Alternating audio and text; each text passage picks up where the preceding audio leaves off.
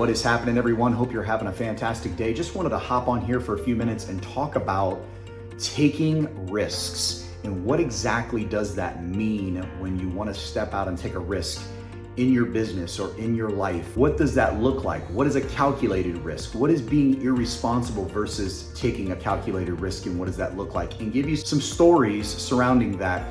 But I want to ask you a question. Do you remember when we were growing up as kids? I don't know if any of you remember this, but your mom would say, or somebody would say, an adult would say, it's better to be safe than sorry. And now that I look back over that in my life, when I look at that statement, actually, it's sorry to play it safe, because typically the people that actually win in life are the ones that are willing to take the risks, the ones that are willing to step out on the ledge, the ones that are willing to do whatever it takes to go to the next level. And sometimes it's risking something. And if you want the upside in life, you have to be willing to take the risk. And so I'm reminded of folks like Kentucky Fried Chicken's Colonel Sanders, when he was in his late 60s, early 70s, and he was out there and he was hustling and he was doing whatever he had to do to get his recipe into somebody's hand that was willing to say yes. He was taking a risk on himself. He was taking a risk that he might get rejected. He might go through 1,000 people before he got a yes. And a matter of fact, he did. He went through quite a few people before he finally was able to settle down and get somebody to look at his recipe and actually take a chance on him at a very, very old age. And the fact of the matter is age is just a number, right? It doesn't matter how old you are. It doesn't matter, no matter what's going on in your life. You can step out and take a risk at any time if you believe in yourself and you believe that you have the upside potential. And to really accomplish something, you really do have to step out and not play it safe, because I believe that if you do play it safe, you'll be sorry. You know, there's this thing called the comfort zone, and we all want to be comfortable, right? We take the risks and then we get into that comfort level, and really to go to the next level, we've got to continue to keep climbing and scaling that mountain, because you're either growing or you're stagnant, right? You're either progressing or you are just there. And really life is about growth. Life is about shedding our old selves and becoming new and fresh and progressing and doing all these things. But a lot of times people sit on the sidelines and they don't want to take the risk because they're scared. They're afraid. They're afraid of what possibly could happen. A lot of times, if you could literally weigh out, take a pad of paper and literally draw a line right in the middle of it and talk about the pros and the cons of taking a risk. What are the things that you could potentially lose if you stepped out and you took that risk? But on the flip side of it, what are the things that you could potentially gain? What is the opportunities that will be open to you? What is the amount of money that you can see or experience from that? What are the lives that can be changed and touched? On the flip side of it, talk about what is the risk? What are the things that you could potentially lose? And I promise you, when you look at that list, you're going to see the upside is much greater than the downside. Now, is that guaranteed that because you take a risk, that the doors are going to open and boom, you're going to have success? No, there's been multiple entrepreneurs out there that have tried multiple things, have tried all different types of ideas, and for whatever reason, it didn't work out, but they didn't stop there. They kept being persistent. They kept taking those risks in life. But guys, what I want to talk about is there's a difference between taking a calculated risk and being irresponsible versus knowing exactly what type of risk you're taking. Imagine this, you want to go and you want to parachute out of a plane. You go to a place that has experienced pilots. You go to a place that has experienced skydivers. You have people that are experienced with equipment, because you are putting your life in their hands. And so you are basically taking a calculated risk. Again, jumping out of a plane with a parachute has its risk, right? The parachute may not open. But the point is that you're putting yourself in the optimal position for that parachute to open, because you are either tandem with somebody else, but you're with a good pilot, you're with people that understand all the nuances of the parachute, and you would do that. You wouldn't just go up in a plane with somebody you'd never met, that you have no idea what their credentials are, you don't have any idea if they know anything about parachuting and so on and so forth. And I've had multiple people go parachute and they go to companies that are reputable. They go to companies that have a reputation that have success of landing, and they have a high probability of landing, obviously.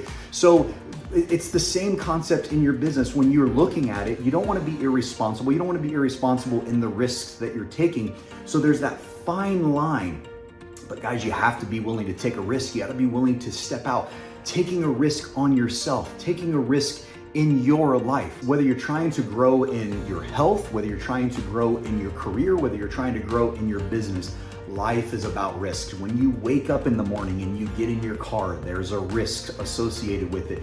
But we understand that those are all calculated and that we've gotten in our cars before and we're going to drive from point A to point B and we're going to put ourselves in the optimum position to get successfully land where we need to go when we go from point A to point B. And it's the same thing in your business, putting all the ducks in a row, but you don't want to overanalyze. You don't want to have everything perfect before you pull the trigger, because sometimes things won't be exactly perfect. We've talked about this before. We can only control the controllable. So what is that? That's our attitude. That's our mindset. That's the, showing up and being the best version of ourselves and not trying to control every element of it. But there is going to be that level of risk when you're stepping out to start your business, right? I mean, think about the new restaurant owner and how much money that they have to invest in the building, in remodeling, in product, in hiring people before they ever make a first sale.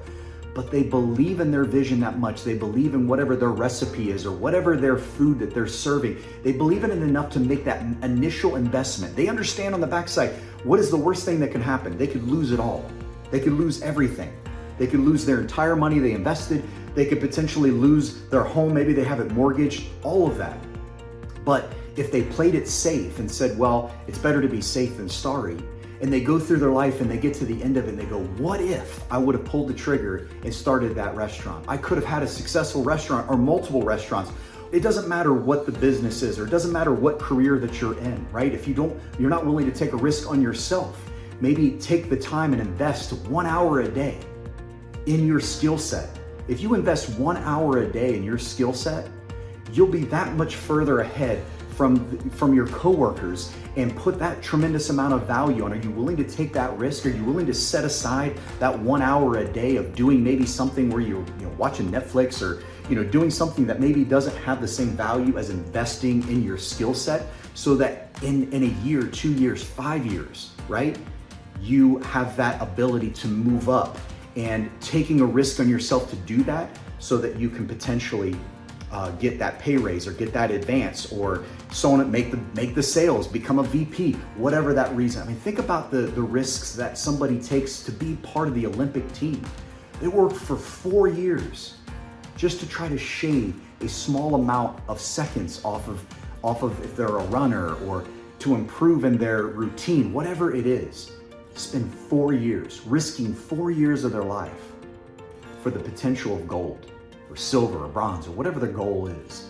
So I hope that's been helpful to you guys. Life is about taking risks. It's about putting yourself out there, but you guys have unlimited potential. We all have unlimited potential inside of us that's there to be tapped into. We don't want to get to the end of our lives and go, man, I wish I would have taken that risk. Because again, guys, we don't want the regret. The pain of regret is always going to outweigh the pain of risk, the pain of what you would potentially lose. And it doesn't matter if you've started 7 companies and they've all failed, try the 8th. Because again, what if that 8th company is the one that blows up, the one that makes the biggest impact in the world?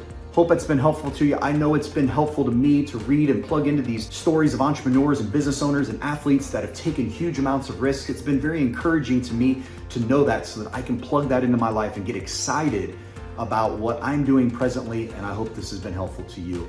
So until next time, bye for now.